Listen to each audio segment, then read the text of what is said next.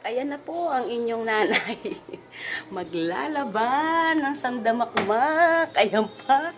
At the same time, nag-aagyo pa. Sangka pa. I-hire nyo na po ako.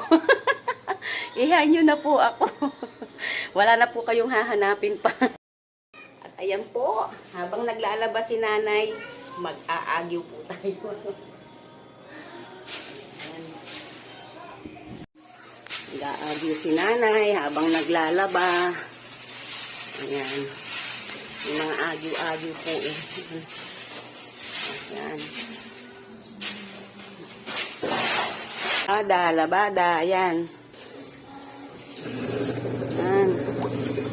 Babanlawan po muna natin. Kasi po ako, ang style ko, binabanlawan ko na po dito dahil mahina na po yung kamay ko, no?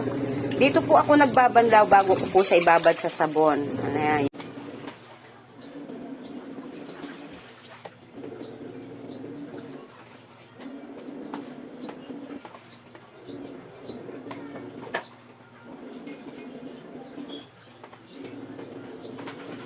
Stress yung bangs ko sa labada.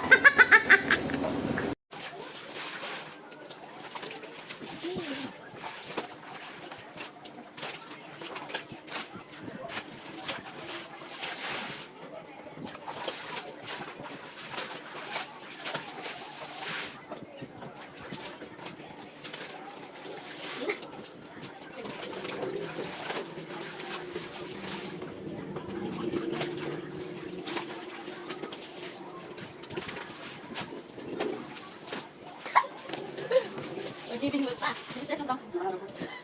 Hindi ko yun. Diba sa ibang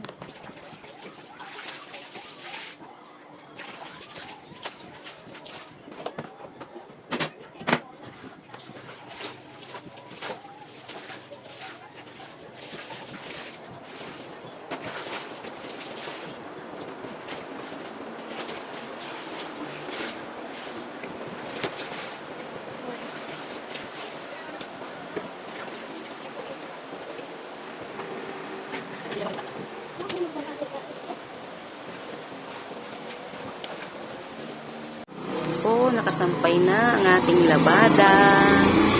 Yung labada natin, nakasampay na. Nasa loob ng bahay kasi mag-uulan, umaambon po kanina. Ayan, bukas ilalabas.